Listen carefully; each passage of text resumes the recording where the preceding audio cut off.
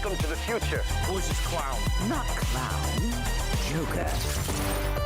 Avengers! Assemble.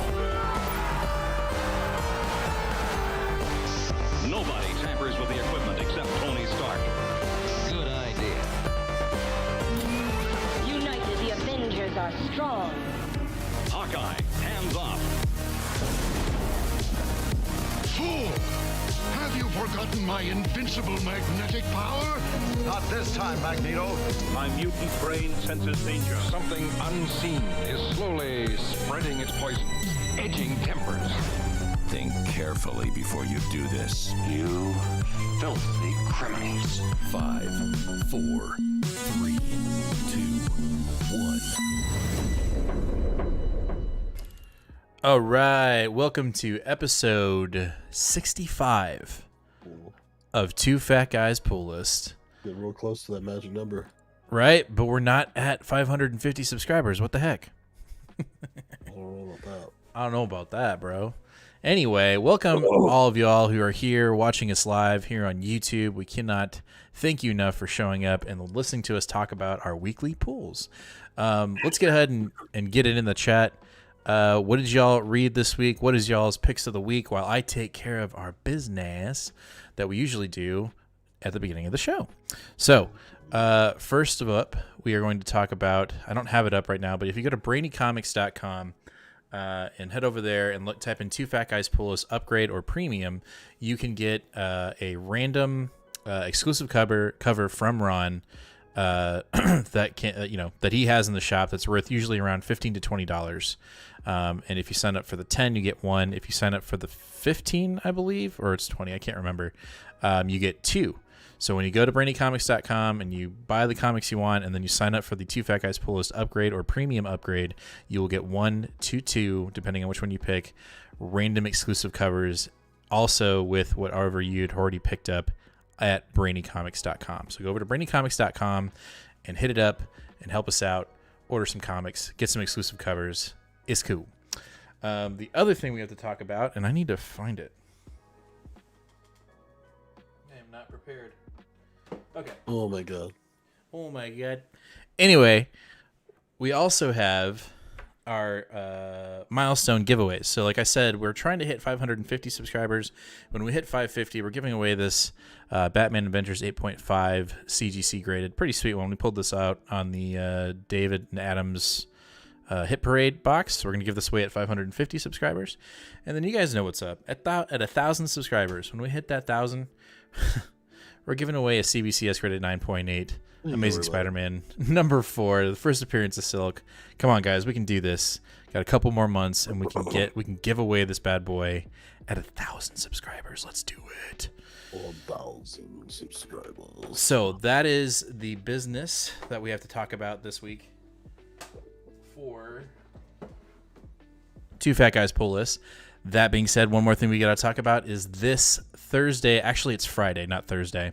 This Friday at 8 o'clock Central Standard Time over on Shuffle Wizard, we are opening up the brand new Sword and Shield Fusion Strike booster packs. It's going to be freaking awesome. They're going to be released on Friday. I think the pre-release packs came out this past Friday, but we're going to be opening an entire box, even possibly 2 Fusion Strike packs, depending. Well, I'm buying one, but Ron might actually let us open a second one. So we will see. But head on over. He's letting this bit go really far, guys. So just. It's not a bit. We have an actual channel. Come on, guys. Let's do this. We can do it. If you're not subscribed, go over to Shuffle Wizard here on YouTube. Subscribe. Hit that bell. It's going to be great. And it's this Friday, not Thursday. I need to fix that slide. So Friday, 8 o'clock Central Standard, 8:30 Central Standard Time. We're going to be opening up new packs. It's going to be a good time. There we go. Let's get to the pulls. Kicking it off. Mike's starting us out right, too. What do you say? He said the Mike Del Mundo Interiors on Strange Academy one-shot takes the cake for him. It does. And first we're going to talk about Amazing Fantasies. Oh, I forgot about that book. Amazing Fantasies number 4. It'll be quick. Again, this is an Elseworld alternate dimension story. We have these warring states, warring tribes, and in this issue we find out that it's all been a giant master evil plan to get this reality where Ben Parker and all these other deceased family members of the Marvel Universe have been trapped, there's been a plan to get them out. Essentially, they're in hell. And what's been going on is they've all been deceived by this Red King that is in this alternate reality and is trying to escape, is trying to breach the reality, go into our reality to take over the 616, I guess. I'm not quite sure. And in order to do so, this Red King needs the shield of Captain America, needs Storm's abilities, it's just crazy storyline. I am still enjoying this run. I think this was the penultimate issue. We will be getting, the last issue obviously next month. It definitely took a crazy turn, but this book generally it is just a crazy ass book. So, Amazing Fantasies I'd give it a B plus. Give it a B plus. It was decent. I kind of had to go back to issue 3 to remember what the hell happened. But once I reviewed 3 and got back into 4, I was like, holy crap, this thing's got legs. It's about to go crazy. Spoiler alert, Ben Parker dies in this book. So he gets betrayed. Well, what happened in this book is essentially he betrays Peter. He tricked Peter into coming into this reality, and only to get him as a sacrifice to be able to come back to life in our reality. And then he ends up dying. And before he dies, he goes to Peter and is like, I fucked up. I'm sorry. It's pretty crazy. And then Storm is like, she's in this issue, and she's actually like the master key to ignite this weapon that will fuse the two realities. It's fucking nuts. That's all I got to say. This is a crazy ass book. And I'm glad I jumped on it. It's a lot of fun. And I like that you don't really have to... you have to have some base knowledge of characters, like Spider-Man and Captain America, Black Widow, but nothing too crazy. You know what I mean? Overall, it was a fun book, and I'm glad I'm still picking it up. I cannot wait for the last issue. And like I said, Nate, I know you've said this before. This is probably a trade that you're going to check out when it comes out. So just for the covers. Yeah, for sure. So that is Amazing Fantasies issue number 4. Next up, we've got our first Doctor Strange tie-in, and that is the Avengers. Did you read this one? I didn't. I need to go probably back and read this one. A lot of people said it was good. It was good, and I will. I think we kind of talked about this on Wednesday on our new comic book day video, but I feel like the Death of Doctor Strange tie-ins. I kind of made a prediction that these tie-ins would actually be worth something.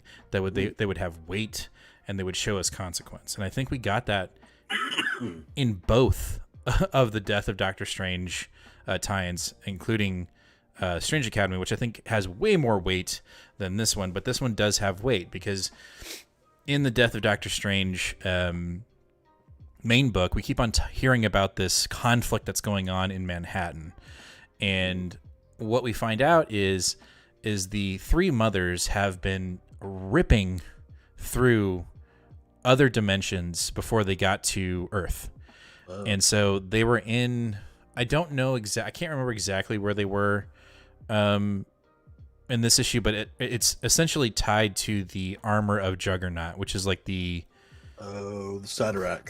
Yes. Yep. And so I guess in this dimension there are like that's the god, and there are people there, and they completely sacked it, just completely destroyed it. And what was happening was these beings that looked like Juggernaut, but it was just the Juggernaut armor, it wasn't Juggernaut himself, were attacking the city. But what they were actually doing was setting up a beacon, a warning to our reality of what the three mothers did in their reality. So essentially what happens is Iron Man figures it out. He breaks the code while the Avengers are defending the city. And there's one, I got to show it. There's this one panel where Thor is getting ready to throw down, and he's throwing his hammer fucking willy-nilly, and Iron Man has to stop it. And there's no way, like he's in a rage, like he's in a fit of rage. And so Iron Man has to essentially stop him from destroying this tower that's being built, which is a beacon to show everybody, like a warning of what really happened in this alternate reality and what's going to happen here. And he has no time to stop Thor from throwing it, so he just breaks the fall of the hammer. Let me see if I can find this. So my buttons are all jacked, so I actually have to find my... Let's see here. Stop it. Oh, God damn it. All right, hold on.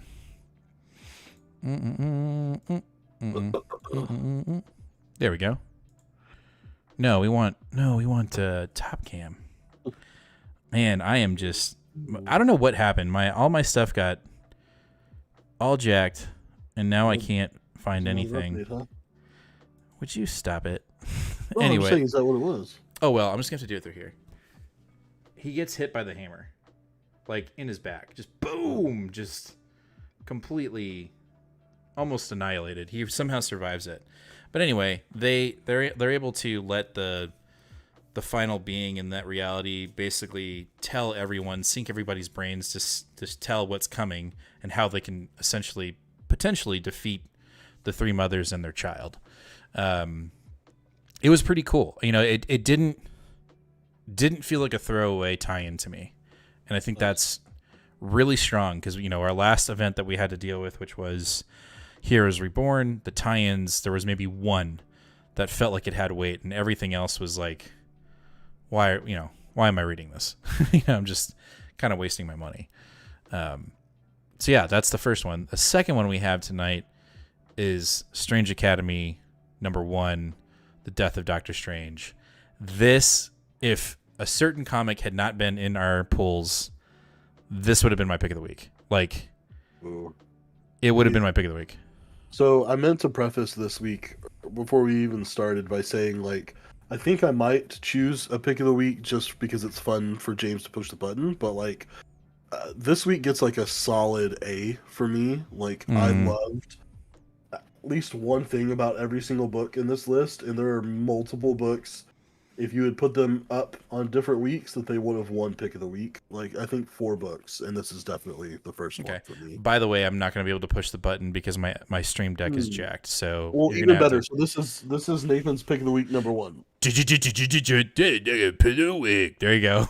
There you go. This was awesome, man. Like Mike said, the Del Mundo art in this book was, it was fantastic. It was beautiful. It was just so good. It was amazing. And again, there's this weight and consequence with the death of Doctor Strange, right? Mm-hmm. We get it in the first one, and in this one we get, you know, essentially when Strange dies, we realize how important he really is to the Earth and to our universe in general, even our multiverse.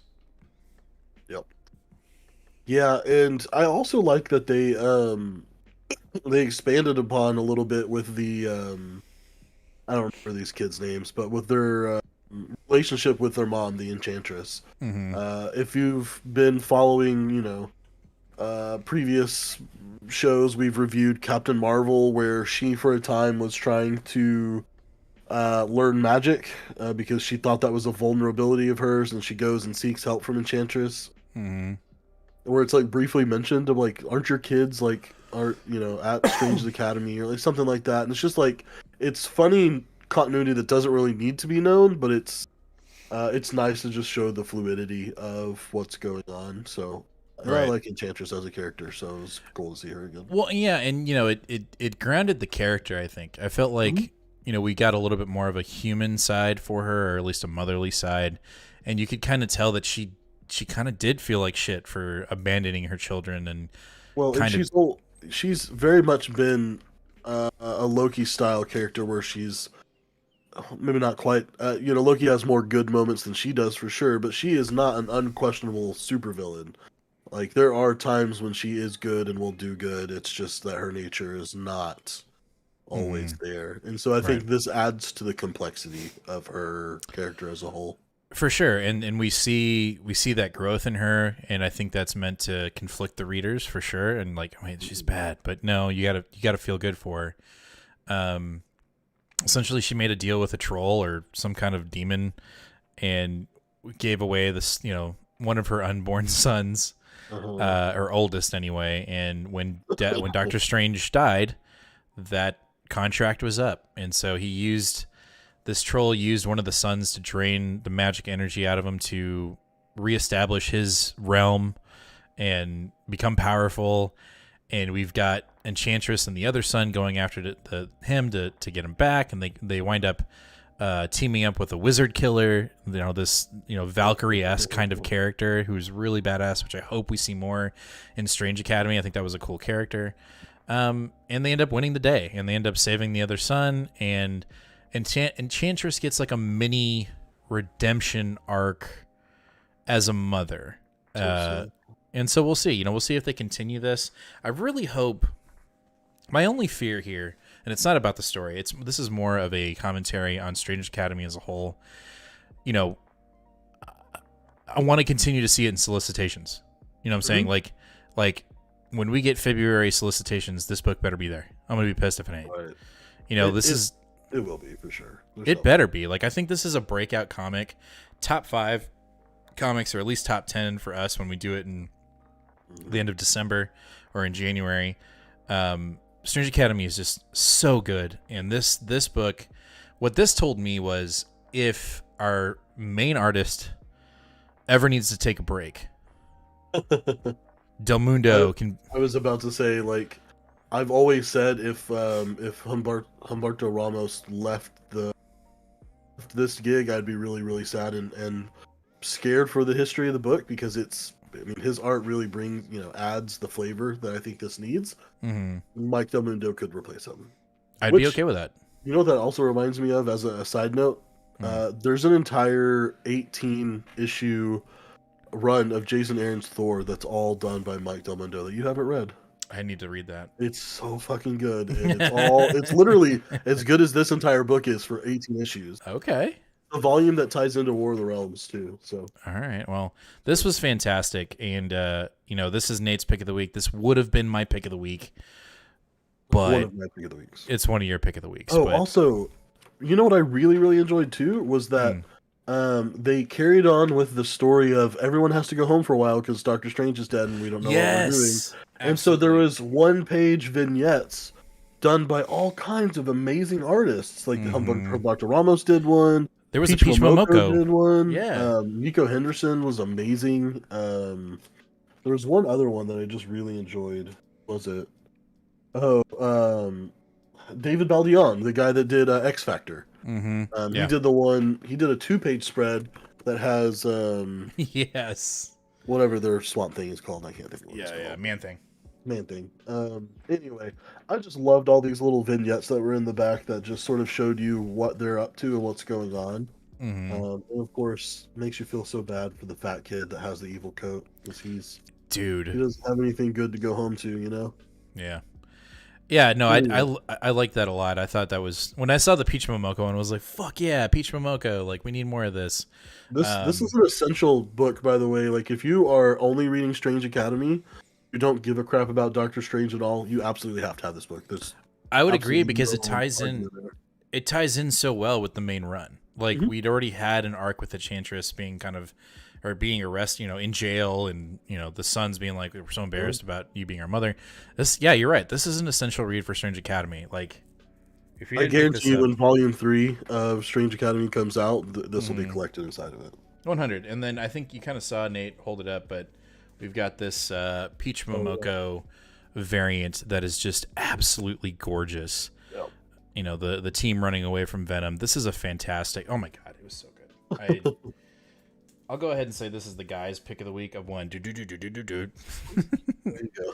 Got to get this button fixed. Anyway, that is it for our Marvel books, because we only had 3 this week. So let's get into some DC, shall we? Going to kick it off with Batman, The Fear State, issue 116. We were absolutely 100% wrong. Jorge Jimenez did all the pages in this book, and our Callejon did the Batgirl story. I think we should have looked at that a little better. We didn't. We didn't do our due diligence on the, because it literally says also featuring Batgirl Callejon. No, I was Maury the whole time that I'm talking about, right? I thought Maury was the colorist. Yeah, you're right. That's my bad. We just jumped the gun, but it's because we were so pissed about 115. Like, he literally had 3 fucking pages, and it just took me completely out of the story. And what pissed me off the most about 115, I know we're here to talk about 116, was that Miracle Molly was like the shining star of that issue, and it didn't get, it didn't get Jimenez's treatment. Exactly. And she, not to say it, she did get her due in this book, I will say that, but it was her in pain the entire time and not being a badass and trying to save the day. Yeah. Rod says, I finally get to see my 2 fatties live. What's up, man? Anyway, this issue was fun. This was really fun. I think Jimenez brought it back. And that's not, I mean, again, it sounds like we're saying if Jimenez isn't on this book, Tynion's writing is poo-poo. That's not what we're trying to say, but it helps so much. And I think this issue did a good job. I think we see, you know what, I think if anything, that the only criticism I have is I need more Ghostmaker. And I know I'm not getting it. I know I'm getting it in the annual. I know I'm getting it in the annual. Yeah. But so that's also, not to toot my own horn, but just for people that are curious, Joshua Williamson tweeted out a couple of panels from issue 118, and one of them is just a really tiny panel, but it's showing Ghostmaker like sheathing his sword and walking towards a helicopter. And so I tweeted at Joshua Williamson and was just like, hey, this looks like we're saying farewell to Ghostmaker. Do you have any plans on using any of the characters that Tynion has created during his run? And he tweeted right away and was like, yeah, I can't give away spoilers, but you're definitely going to see these characters more. So I don't know if that was just a fluff response or not, but I don't think so. I think he'll probably, we'll be seeing some of these characters in some kind of capacity, whether it's obviously not going to be this first arc, because this first arc is like international, and so I don't think it's really going to deal with Gotham at all. Yeah. But unless like the backup story in Williamson's run is Molly, Ghostmaker, the Batgirls, Holly. That's what's going on in Joker right now. The backup story has been Punchline the entire time. So maybe those characters will be on the lookout for Gotham. But he's not writing the backup stories, so he said he would use them. I just want them. I know. I do too. Anyway, so we see Molly try to take over the mind control machine in this issue. She gets got by the Scarecrow, and she's in huge amounts of pain and fear.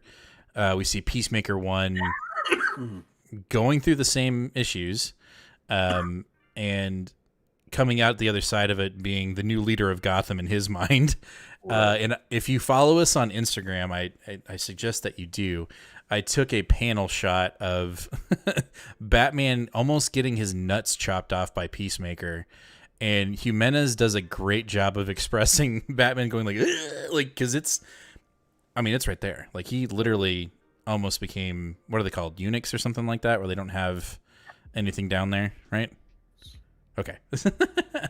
Actually love Ghostmaker and Molly. Punchline sucks. Got it, Rod.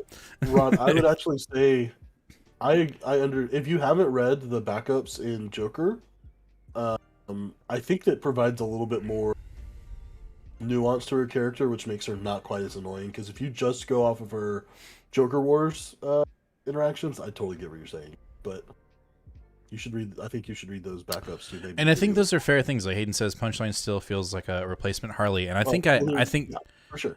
Yeah, literally, that's what they. I mean, that was their whole conflict in Joker War, right? Is that Harley was like, oh, this is his new girl. That was the whole point. That was the foundation of her conflict. Gotcha. Now, I think that Tynion probably would have done a lot more with her if he had stuck around and fleshed her out to be her own individual character. Right.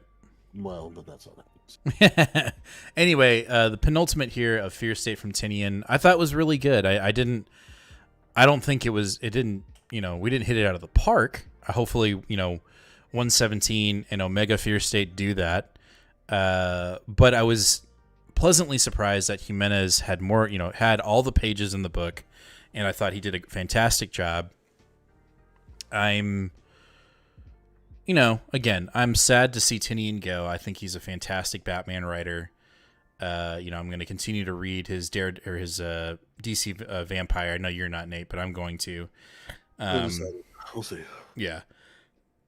But overall, I thought this issue was fun. I think my criticism is I needed more Grossmaker. I wanted Molly to be more...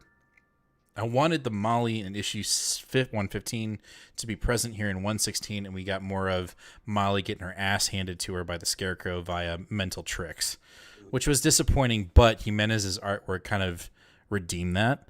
And then, we got a classic Batman fight between Peacemaker and Batman, which I thought was really cool. A lot of zip, zap, zooies and bams and stuff like that.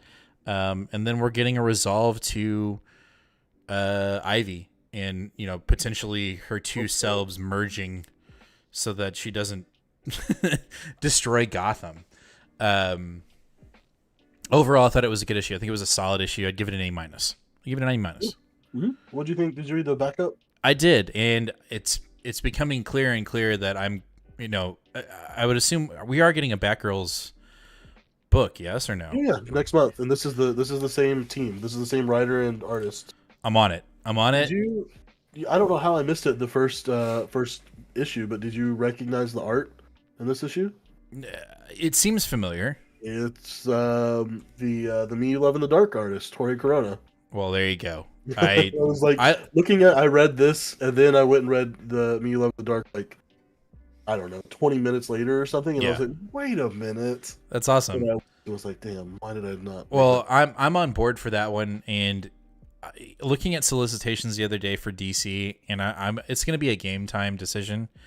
But Robbins, I feel like I want to read that book. I'm going to go ahead and tell you now. I've read the first 2 issues because all 7 issues are available on DC Universe. Okay. Don't do it. Okay, sorry, right? I won't do it. Only because I have not been impressed, and they're free. So, okay. I don't know. Maybe read the first couple issues, and then if you really like it, then you can pick it up when it comes to the print. But okay. All right. Well, then never mind. But Batgirls for sure. I am digging the hell out of that story. I think what would have made this week an A for me personally is if we had gotten a Nightwing, just because I was just so involved in DC this week. Obviously, because we only had 3 Marvel books, but I felt like the Bat stories were just really strong this week. And sometimes, a lot of them, you're going to get into the one that you talked about, that you're going to talk about. But, another book I thought was fantastic too. So DC brought it hard this week for sure. And we all know why we're not getting our Marvel books, because next week we're getting Venom, and then the week after that we're getting Hulk, and they're taking up all the printing. So, boo. Anyway, loved this issue. I think my only fear is that we don't. And you tell me, I haven't read the Joker War yet. I haven't read that. I haven't read a Tynion Batman event yet. I've only gotten to the event, and now I'm currently reading Fear State, obviously.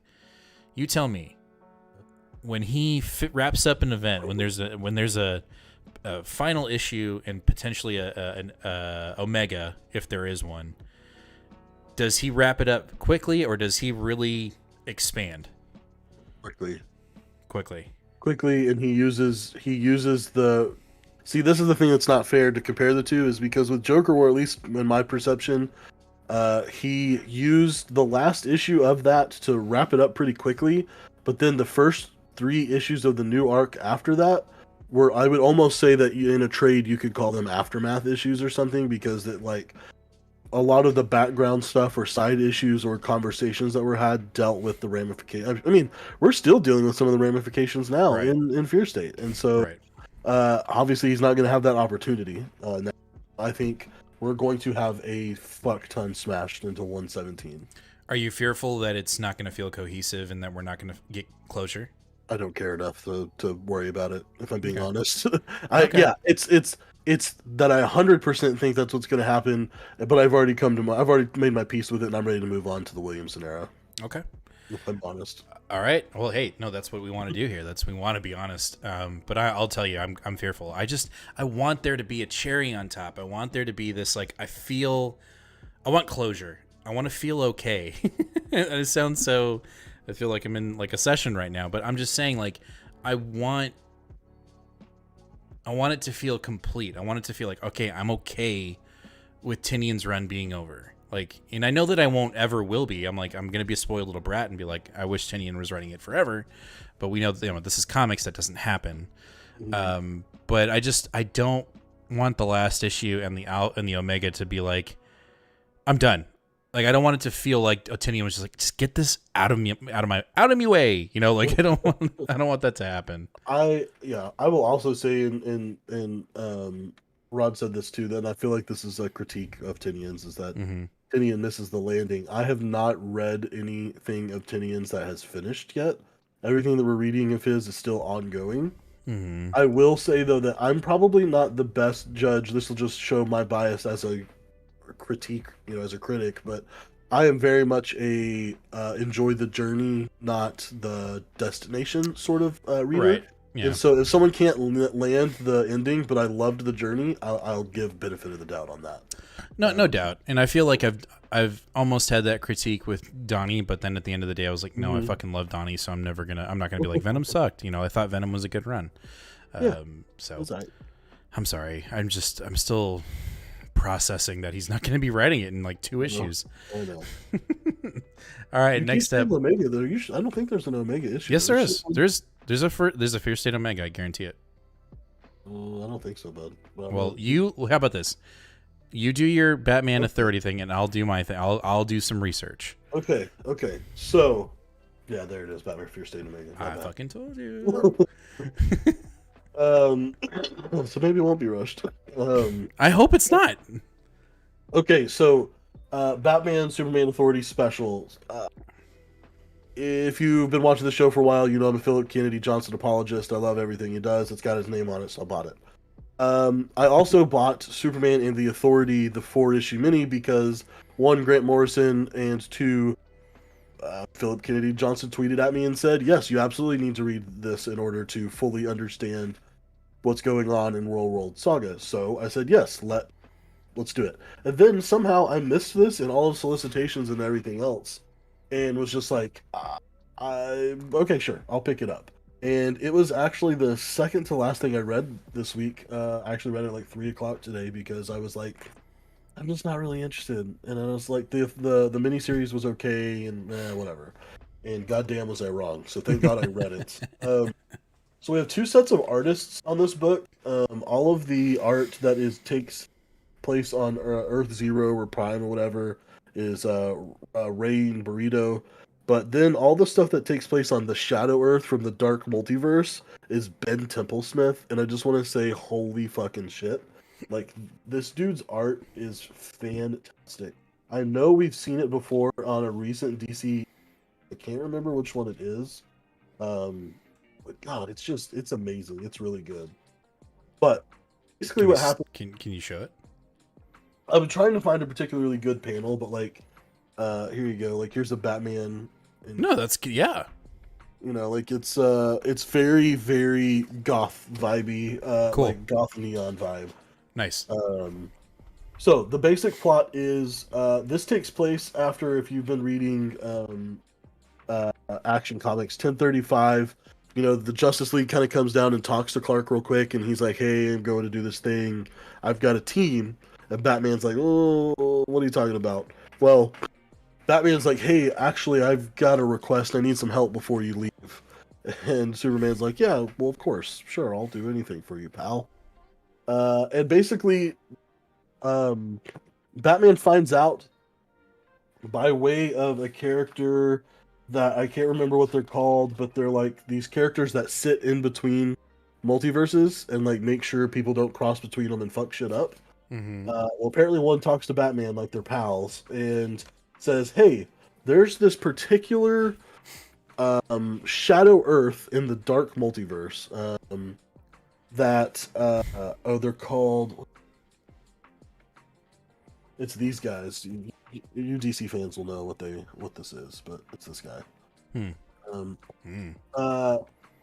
They basically, there's a Shadow Earth in the Dark Multiverse that is ruled by the Al Ghouls, and I'm talking the entire Earth is under its complete dictating control. They've stopped famine, they've stopped hunger, they've stopped death somehow, and they're just all ruled by an iron fist.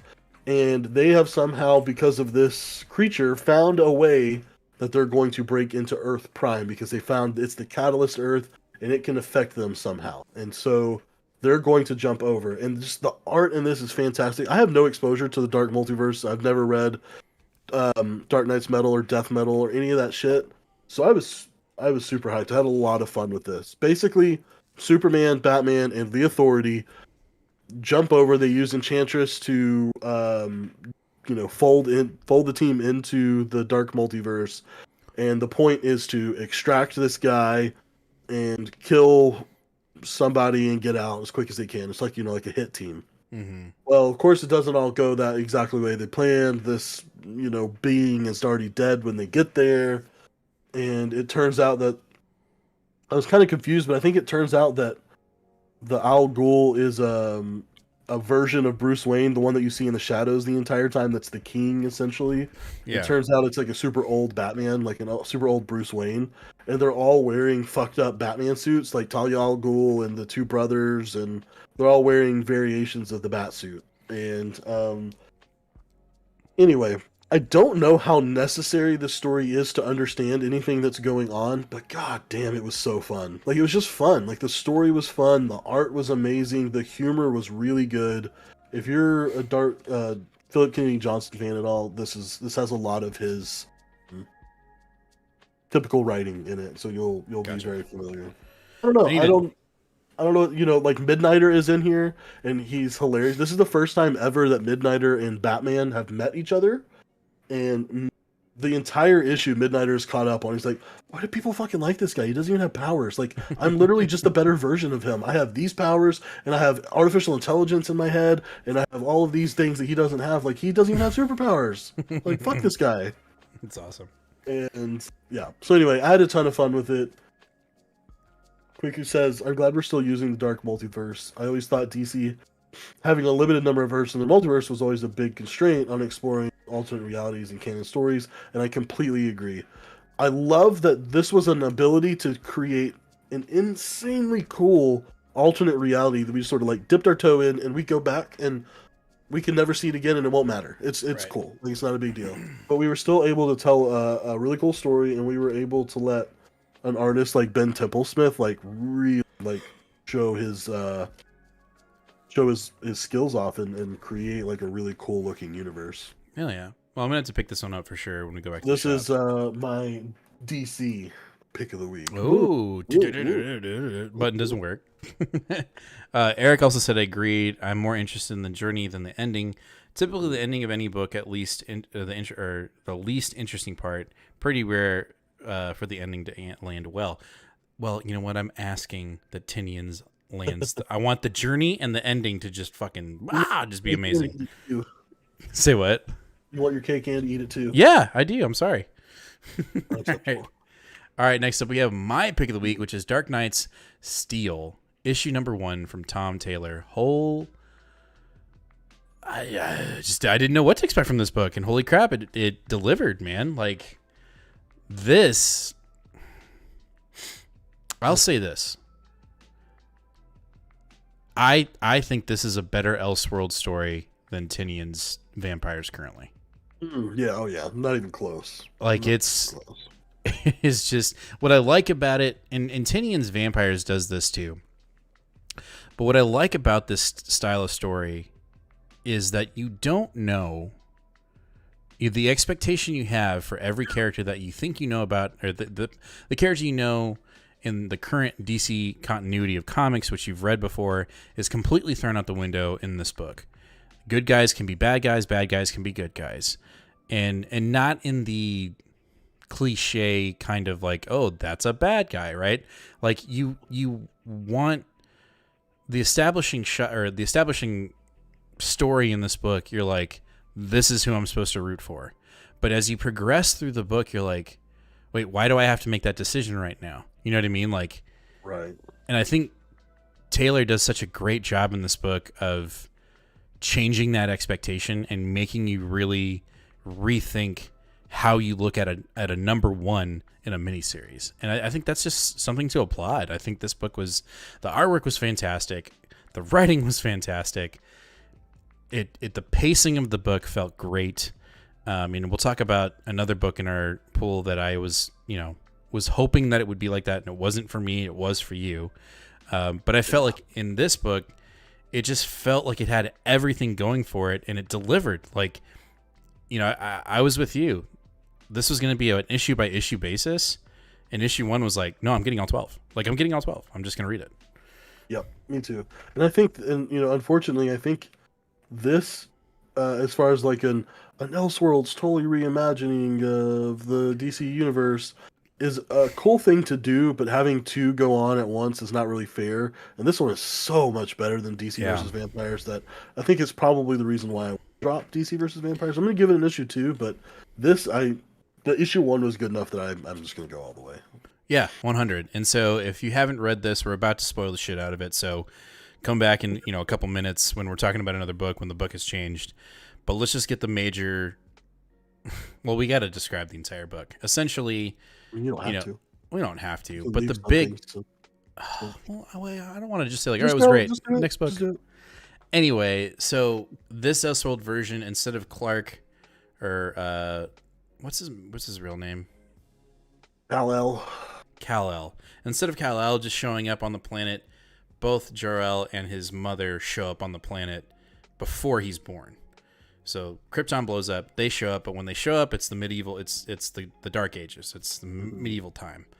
And they end up having Clark the minute they land, and their powers manifest the minute they land. And Jor-El has to defend his family the minute they land. And he literally turns a bunch of knights into goo with his laser eyes, which was so fucking cool. And then we jump, 19 years or 18 years, and people have grown up. Bruce is a knight that is the guard of Clark Kent. They're after magic users, a.k.a. metahumans. We find out there's a mystery where...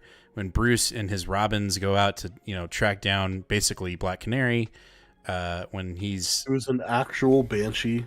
I fucking love that. Yeah. The one thing Tom Taylor does really well is, like, making the obvious choice, but, like, it fits them so well. So, yeah, she's a Banshee and Harley Quinn is a court jester. Like, obviously, but that's so good. So... Bruce is the knight. Alfred is, another knight. He's got his Robins, who are kind of like, they're essentially ninjas. They're that's what they look like. And they track down Black Canary or Banshee. And when Bruce is going to basically arrest her, she uses her powers, which should have killed Bruce, but instead Bruce is alive. He's bleeding from the ears, but he's alive. And he's like, the fuck? And she's like, the fuck? And so... what we find out in this book, the big mystery, the big reveal that everybody was learning about on Twitter, and Taylor was telling people, like, hey, you really should pick up issue 1. You should just do it because it's going to get spoiled and you shouldn't wait for the trade. The big reveal is that Jor-El got a little bit of hanky-panky with the previous king and queen, which Bruce was, a child to, we thought, and he essentially had an affair with Bruce's mother to have him. So Bruce in this Elseworld story is half Kryptonian. Yes, and the actual brother. And the actual brother of Clark Kent, or Kal-El. Yes. And the reveal after he finds this out, he literally finds this out, and someone, a.k.a. Green Arrow, and... I have a theory. It is a Green Lantern. It is a Green Lantern that enchants his arrow and shoots it. I have no hypothesis about which lantern it is. Oh, I do. So shoots the arrow, and literally, Bruce figures it out, finds out, and then dead. Arrow in the eyeball. Jor-El is dead. And the last page is Bruce in the rain holding his now father. He is a bastard. And his eyes are glowing red, like he's about to go Super Saiyan. Yeah, he's about to go Super Saiyan. Now, that's the hook, and that's the big reveal. My theory as to who the Green Lantern is, who is enchanting Green Arrows. I would love to hear the stretchiest of all stretches here. Go ahead. I think it's Sinestro. But why? I don't know. That would be cool. I just think it's Sinestro because I think Taylor wants to involve the Sinestro Corps, right? And I think Green Lanterns in this universe are going to be considered like mages or wizards or whatever. Yeah, that And makes sense. he's obviously going rogue, and he wants to create chaos. For what reason, I don't know. But I think it was very explicit to not, like, obviously everyone's like, oh, that's Hal. I think it's Because because I think your idea is good, and I would rather it be that. But I think it's going to be too easy to make it Hal and try to involve Parallax in some sort of way. Okay, I can But see maybe that. not. Maybe not. I I think think your it- idea is better, but I think it's going to be Sinestro because it's going to be like, oh, the wizard or the House of Green Lantern wizards have betrayed us, so we're going to go kill them. But oops, it was Sinestro, and then we get a whole new wizard corps of Green Lanterns, and I don't know. You're right. It's probably too. I'm probably thinking way too into it, but I hope that's it. But this book was, oh my god, I loved it. And you know what? I've literally just jumped the tracks with you. DC versus Vampires is getting an issue 2, and if it is not just classic Tynion balls to the wall crazy, I think I'm done with it, and I'm just going to stick with Dark Knight Steel. This was such a better book. yep. I So agree. go pick it up. It's amazing. All right. Real quick, The Order of the World, Arkham City, issue number 2. Did you read this? I did. I enjoyed it. I thought it was good. Getting the, is it Azrael? Azrael, yeah. Azrael, getting him involved in this book, I thought was really fun. The artwork for me is growing on me issue by issue. I at first I didn't like it in issue 1 until we got to the jaw part where finger hand here, or eye fingers, or whatever. yeah, took the dude's jaw. That's where the artwork kind of took over for me a little bit. I'm not saying it's my favorite, but I think It's certainly not my favorite. it's not. But it's not as distracting as it was in issue 1. It was very distracting. Issue 2, the lankiness of Finger Eyes Man, it really captivates me. And I was in the same boat with you. You asked me, hey, have you read this yet? And I was like, I don't. Yes, but it took me a minute to read it. But once it just like issue 1, about a quarter of the way through, it got me. I was like, okay, I'm reading this. I'm gonna get through it, and then I loved the ending. That being said, again, this is only a 6 mini.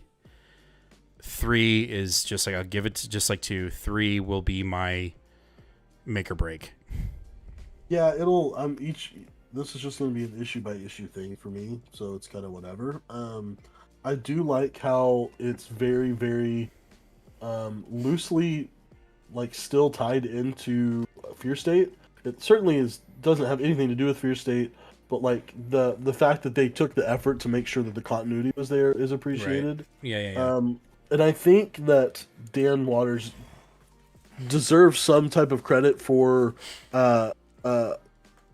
basically the question is, who cares about stories about D-list one-time use bad guys and Azrael, especially short-term brand new DC readers? And the answer should be no, they don't care. And yet Dan Waters has made a story to where I'm like, yeah, I actually care about this shit. And so it's like, to me, it feels like I'm almost like a DC insider reading this stuff, because I'm like, who the fuck are these people and why do we care about this? But like, I end up reading the whole thing and going, yeah, that was great. I want the next issue. So Yeah.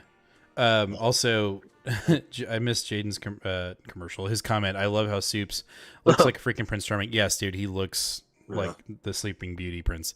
But the other thing I didn't say about that issue was I totally think we're going down a Superman versus Batman story. I think that's 100%, yeah. totally going to happen, and I can't wait to see it, because Bruce is finally on a fair fighting, like, yeah, I have kryptonite. No, I'm a fucking Kryptonian. Like, let's go. Right. Let's go. It's going to be dope. Anyway, this was a good book too. I think this wraps up our DCs, and we're going to jump into Frontiersman issue number 2, cover of the week. Not even close. Way better than issue number 1. Still, this will be, I don't believe I ordered issue 3. I didn't pre-order it. Okay. And I will be looking at issue 3 when we get it at the shop and being like, do I want to get this or not? That being said, I really enjoyed issue 2 more than I liked issue 1 because we got more character development, but the pacing of the book and the artwork of the book were just out of this world fantastic. Mm-hmm. And essentially what we get in this book is Frontiersman's, one of his nemesis, essentially had an affair with a sidekick of his, or I guess a superhero friend. Yeah, a teammate. And they ended up having a baby, and the baby, because this guy is a cosmic being, he created an entire universe inside of himself with this lady. Yeah. Got a little weird. But overall, I think, if this is the direction the book is going to go, count me in. Issue 1, I was like, I don't know, like, it's okay, but I'm not. I just feel like establishing this new set of characters that already has a history and having to learn about them as we go felt like a little too much homework. You know what I'm saying? But in this issue, I felt like it was like, it made sense. The way it was written, the flow of the book made more sense to me. So I was like, you know what? I could get into issue 3. So it did its job. It didn't flop. And, that's basically what we get in this book, is him having a conversation with this being and him trying to get a hold of this teammate, and he's being very relentless and saying, no, I'm not going to, I fucking hate you. And then when he finds out that they created a baby, it's a different story. So, this book is really weird. But issue 2 did a hell of a lot better of a job of hooking me than issue 1 did. Yeah. And, the thing that I'm having a little trouble, sticking around for is the trope of I'm an old, retired superhero that's being called back into action, but you don't know my backstory. So half of this comic is a origin story told through flashback, and then the other half is a look at me while I'm old. I think that's a great trope, except it's been done so many times before that what do you have to add to it that hasn't been done before? And so far, we haven't been shown anything that adds to the trope. And I think it's I've heard the story before. I'm like, meh. Yeah, I totally agree. It's we'll see. I'm on the fence right now, but issue 2 definitely redeemed. You're doing covers like this though, and this is a full wraparound cover too. Like, here's the back of it. It's hard to see. But... And what we're getting in that cover is the team. We're getting. If you look at it closely, you see the team that he fought for or fought with. Right. So, we'll see. Issue 3's got a... This will be a week. This is on the fence. Yeah, this is on the fence. Anyway, next up, we have the Me You Love in the Dark, issue 4, the penultimate issue. It's coming, dude. Rod said earlier that he loved this issue. I agree. I absolutely loved it. It was, it went balls to the wall, like, right away. Like, we were just like, here we are. Like, here we go. The ghost lover has gone from, like, a little quirky and weird to, like, super possessive and controlling and, like, bugging out all the time. So I was surprised at how quickly it turned, but it was funny because it's obvious, like, you called it from the get-go. Like, this is just the obvious way that the plot is going, and when it happened, I was like, damn it, man, I was hoping you were being a jerk. I thought you were going to be cool. I think the fact that they were able to still get me on that, I think was pretty good, even though I knew it was coming. Yeah, the possessiveness in this book is pretty intense. The honeymoon period obviously has ended. Yes. And we knew the manager was coming, and I thought he'd die in this issue, but we obviously, the next issue is just going to be blood everywhere. Yeah, I think so too. And I think everyone's going to die. I think you're right. I think they're going to end up being like, if I can't have you, you're going to be in the painting. Bah! That's going to be, she'll be trapped in the painting. And then there'll be the next artist that's like, oh, this house is just the perfect place for my space. And I'm going to write a book or create a painting. But that being said, this is it's been a really good book. I was very hesitant when we got the first issue, and it's hooked me ever since. It's just that much scary enough to be like, I'm going to turn on every light in my house before I go to bed. but not to the point where like I have bad dreams. You know, it's just like, you know.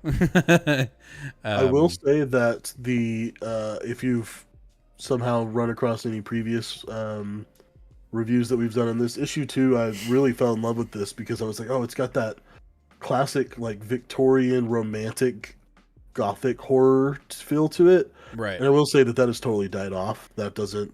This issue really kind of loses all of that. It feels much more like it's like a more modern interpretation of horror, which is fine. It's not, you know, it is what it is. I think that's what will probably keep this book from being like, whoa, totally out of the top for me. But it's still been really good, and I think this book in particular has made Jorge Corona's name stick out. Obviously, I noticed it with Batgirls. Like, I really like his style, and so it's his art starting to stick out to me a lot more just because of this book. Okay, yeah, for sure. So looking forward to the last issue. Let's see if it'll go out with a bang.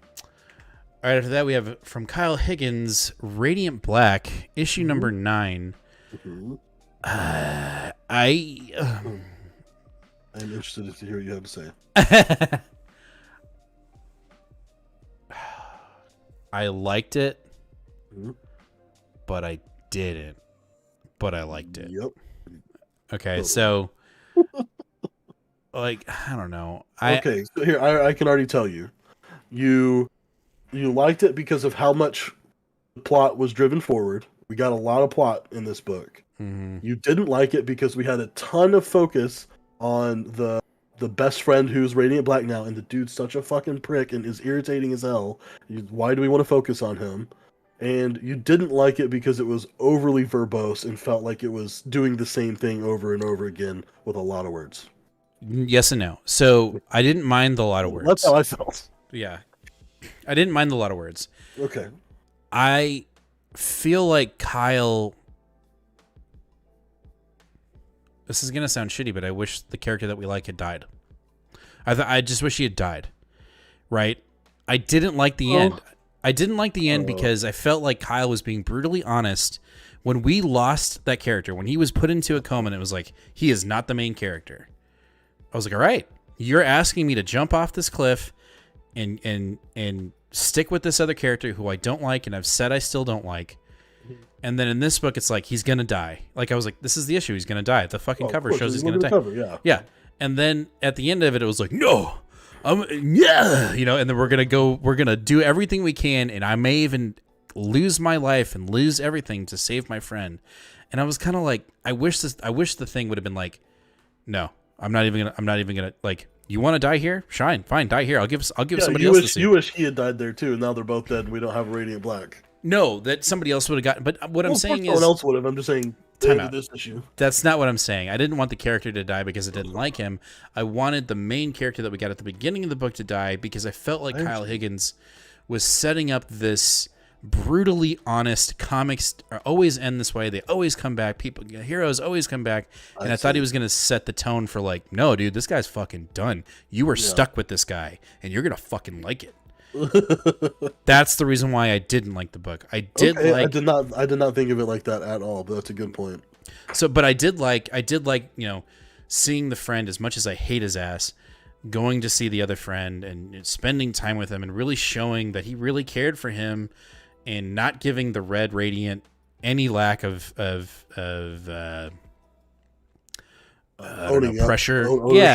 Just saying like, you need to, you killed my friend. I liked that, but I felt like the ending, I wasn't, you know, if this was the ending I thought was going to come from this book, and I was like, oh, yay, I felt uplifted. I felt disappointed. I felt like Kyle should have been brutally honest and be like, no, this fucker's dead. Like, we are moving on, because we don't do that in comics. We just kind of like, he'll be back. We'll get the Dragon Balls and we'll wish him back. You know what I'm saying? Like, we don't do that here. You know, it felt like that's where we were going, and now, and maybe we still are, because that being said, the robot or whatever told the kid, was like, you're going to fail. Are you willing to lose everything? So maybe we still are. Maybe his efforts will be in vain. He'll still lose his friend, and he may even lose the Radiant Black. And if that does happen, you may have redeemed yourself, because I've put Kyle on a pedestal, and that's where I want it to be. and so I'm hoping that's where he goes. Okay. I'm sorry. No, that's fine. Brutally critical. Yeah, I'm interested to see where we're going from here. Like this, this issue was a lot of ups and downs for me, but when I finished the issue, I said, "Damn, man, I'm ready for more." So I guess that's we're still doing the job there. Yeah. No, I want more. I just wish. I just feel like Kyle's in, and I could be wrong, and I hope I'm wrong, but it feels like he's going down that trope again of like, he never really was gonna die. He was always gonna come back, and now the friend is going to be the Platinum Radiant. Like he'll be the Green Ranger. You know what I'm saying? Like, I don't know. Anyway, let's talk about Silver Coin issue number 6. We get. Oh shit! Oh, sorry. For anyone that's interested, sorry, I just had to do this real quick. You're good. Because I was curious how much farther Radiant Black is solicited. Of course, it's still solicited through January. We actually get a second issue this month in November. We get another issue on the 24th. But Radiant Black number 12, the issue for January 19th, is a standalone one-shot origin story for the Pink Radiant. And it is being guest written by Twitch superstar Megan Strawberry 17 Camarina. I don't know who that is. Okay. But it's a Twitch superstar apparently. Because Twitch is relevant and we're streaming on Twitch right now? No. But Should have been written by Tim the Tap. I think it's because the Radiant Pink is supposed to be like a streamer or something like that. It doesn't matter. I just thought that was interesting that we're getting an origin story for the Pink one. Kiwiku says, I feel like the original Radiant will stay dead, but is going to be a way for Kyle to give us a bunch of lore. Okay. That would be cool. That would be cool. Also, Patty says, I'm pumped for Silver Coin. Haha. Well, let's talk about it. Oh, Issue number 6. This is my independent pick of the week.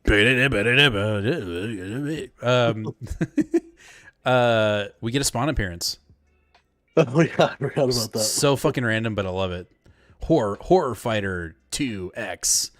Yeah, this was, again, I felt like we were kind of on the fence on issue 1. I really liked issue 1 actually, and you were like, but I think this thing is like a fine wine. Each issue just gets better and better and better. And even though there's a very low amount of dialogue or writing in this book, the visuals are so good in this book. Well, see, I think that's what does this particular book such justice, is because this is a anthology being curated by Michael Walsh, who is the artist. Right. And so I think he's doing a great job of like,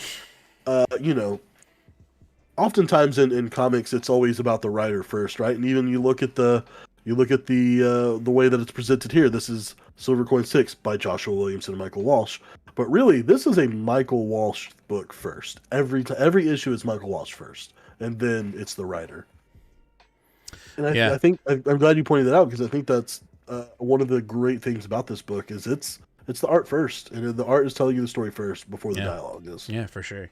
Well, this is a fantastic book. Patty says, so glad I got it pulled. So glad I got the pick of the week theme stuck in my head whenever I hear the phrase, so it's all good. Nice. Hey, man, that's what we do. Pick of the week. Anyway, the Silver Coin, issue 6 was fantastic. I don't even really want to spoil it outside of that there's a Spawn appearance in this book, but it is a brutal issue. I think every Silver Coin issue has been pretty brutal, but this one's very brutal. Outside of... Oh, what issue was it? There's an issue with... a summer camp, like a girls' summer camp. That issue 2, that's the Kelly Thompson issue. Holy fuck, that issue I was about to say, this is the bloodiest issue since that one. Yeah, that issue was, I had to go watch something. I had to watch one of my kids' shows, Paw Patrol, just to get that out of my head. That was intense. But this issue was up there. It's number 2 on the most brutal issue. Make that a ringtone? You got it, Patty. I will do that immediately. But yeah, this was a fun book. I can't wait for the Ram V, which I think is next, I believe. And his previous issue was really good. So, Silver Coin. When there's a hardcover, when it's all said and done and there's a hardcover, picking it up for sure. No doubt. There's even a fun little backup story in this one too. Just like a 4 little page backup. And there were little things in that backup that showed the previous 5 issues. Yes, exactly. So it was not, and it wasn't done by Michael Walsh. It was a guest artist, Gavin Fullerton, written by Chris Hampton. But it was cool because it showed the Crow, and then it showed him, various pieces. Yeah. That the Crow had in its nest, like like the guitar pick from the Chip Zdarsky one, and it had a game card from, I think that was the third one, like an ace of spades or something like that. Yeah, like he tried to cheat or something like that. Or and then it had a bow, or no, an arrow from the girls' camp from the archery. So. Jesus. Anyway, yeah, very good. Very, very good. And you hadn't read issue 5 until this week, and you were like, "Dude, issue 5 was so good." I think that was my pick of the week when it came out. It was, it was for sure. So good. Anyway, fantastic series. If you're not reading it, give it a shot. It's very brutal, but it's good. Yep. All right, let's talk about our last book of the week, and that is The Rush from Vault Comics. Please, Nate. Yes. There you go. I was gonna say, look at this Martin Simmons variant, the artist that's doing Department of Truth. Love it. Nathan, I need you. I'll just preface this and then you're going to explain it. And I need you, and I'm saying this in the most sincere tone possible. Yeah. I loved the first 3 pages. I loved the last 6.5 pages. Yeah. I need you to convince me to pick up issue 2. I need to know why you absolutely loved this issue, because I had a real hard time with it. And it wasn't because it was wordy. I just felt like the flow was so hard. Yeah. Okay. I couldn't follow it. Okay. I got it. Get me there, please. I want to like it. I think this. Oh, can you still hear me? Yeah. Okay. I think that this is literally Cy Spurrier pulling his little wee out and just going, "Look what I can do. Look how fucking smart I am." And I loved it. This little wee now, Cy Spurrier, if you're not familiar with him, is like a crass little Scottish dude, or maybe he's like Welsh or something, but like he is very much like, a comics writer for sure, but he also is very verbose and very English and just very British, and loves incorporating that kind of stuff into his work. And so what James is talking about is we get the first 3 pages of this book is set up to where of this pale man. There's in the Yukon in Canada where the gold rush happened. There's this pale man who's guarding this area, and we don't really understand what's happening. And it's kind of weird. And the middle of this story is a mom essentially trying to find her son after her no good traveling preacher husband let him stay in the Yukon, essentially. And it's her trying to find him. And then the last bit of the pages are right as they're about to get to where they think he is, they get attacked and ambushed by this pale man again. A sheriff of the area saves them, and it's like, what the fuck's going on? Oh, and your son's dead. And so the story has a lot of potential. I think it's really interesting. I like the 1899 Wild West atmosphere of it, but it also has this like The Thing horror, frozen, chilly, sort of feeling to it. Obviously, there's some kind of weird spider shit. You can just look at the cover and see like, okay, we don't see that in the book, but or you see a just as obscure panel of it as this is. Now, in the middle and vast majority of this book is narrated the journey of the mom from her life as a simple mama to a traveling preacher, and her travels. She ends up hiring a guy to protect her at one point, and all of this shit, and it's told through the way as if she's writing a letter. And it is the most quintessential post-Victorian, lavish, verbose, flowery language. I only have to get this far to tell you what I'm saying, but I'm going to go like this to get there. I'm going to just, flourish every little word, and I'm going to write all of my sentences backwards. The syntax of that era was very much say what was happening, and then you say who it is that you're talking about. And for modern readers, I can understand how this can be like super turn off. I am literally I have an English minor specific in English, like British literature, and even at first I was like, what are we doing here? Then I like refocused my mind a little bit, jumped back into it, and was like, fuck, okay, this is awesome. And he does it well. He does it so well, and that's why it's so good to me. Okay. But to say all of this, the way I would convince you that to pick up issue 2 is I can't possibly imagine him finding a way to be able to fit that type of writing into a secondary issue. I don't think she's going to be doing this because she was writing a letter to her son. Well, she's not going to be writing no letters to no sons anymore. That's true. And so I think issue 2 is going to be a ton more of the parts you enjoyed without the parts you didn't like. Because, I mean, I'm telling you, I think Cy Spurrier was like, listen, it's fucking Vault Comics. I'm Cy Spurrier. They're going to let me write what I want. No editor's going to tell me no. And I'm just going to fucking do it because I want to. I want to show people how fucking smart I am and how big my brain is. Big brain. Well, okay, so I really do think that. How the middle section read to me was how I thought reading Dune currently was going to read. I was fearful that that's how Dune was going to read. And now I'm currently reading it and I'm like, I totally get it. Yay. It's not child's play, but it's not that. And it's not that the style bothered me. I just couldn't follow it. I guess I'm just that stupid. So here's a perfect explanation. I was trying to find one, and it's so much of it is pretty easy to find.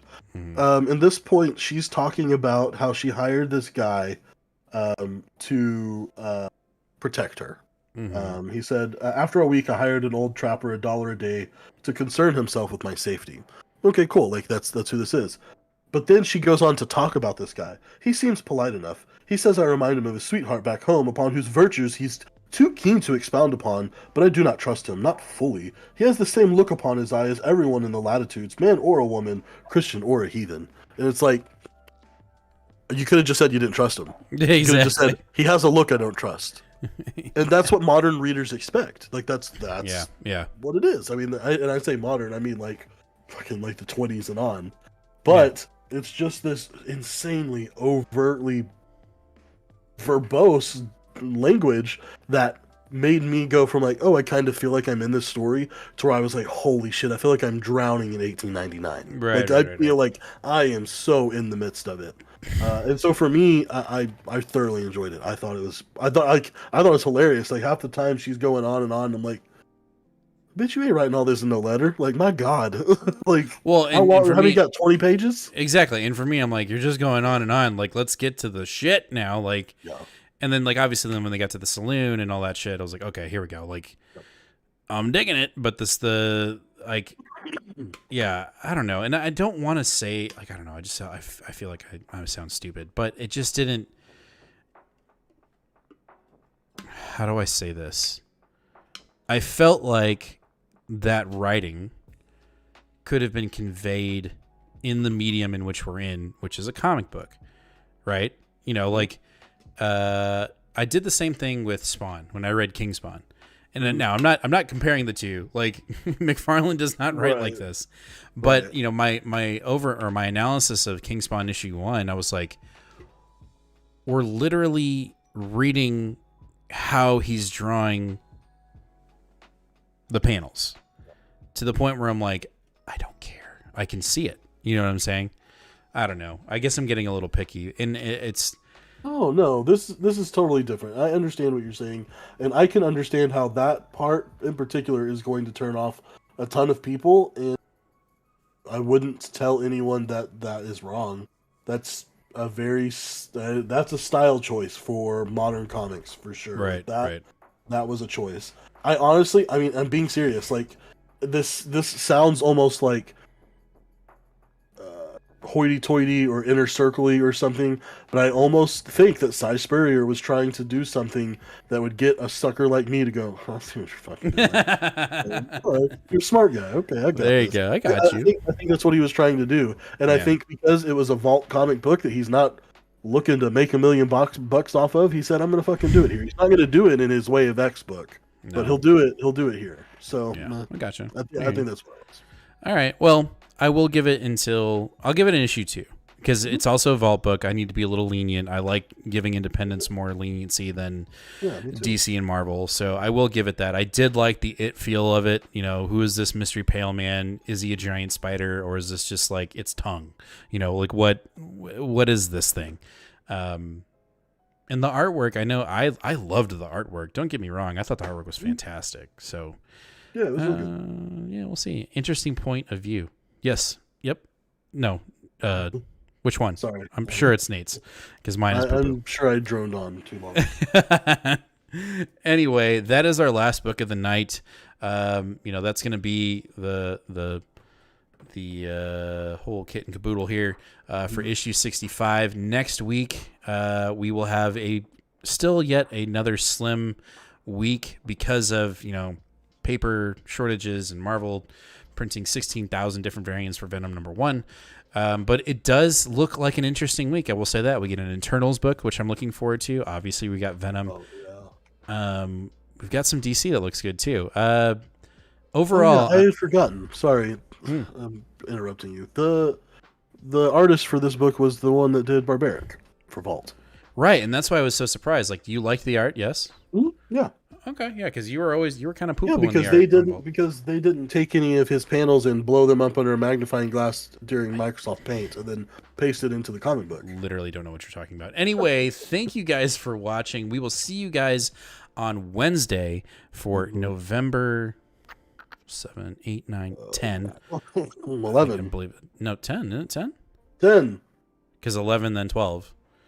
Right? That's how numbers work? It's 10. It's 10. Yeah. Like I said the whole time. 11, 10 for New Comic Book Day. And also, make sure, again, this Friday, not Thursday, we're opening up Fusion Strike booster packs over on Shuffle Wizard. So make sure to hit that subscribe button, hit that bell for Two Fat Guys Pull Us, but also go over there if you want to watch me open up Pokemon cards. I know that's really fun. Anyway, we'll see you guys Wednesday, then hopefully Friday, and then next Sunday. Y'all be good. Y'all be safe. And as always, let me find my button here before I say bye. Read more comics. See you guys later. I got tired of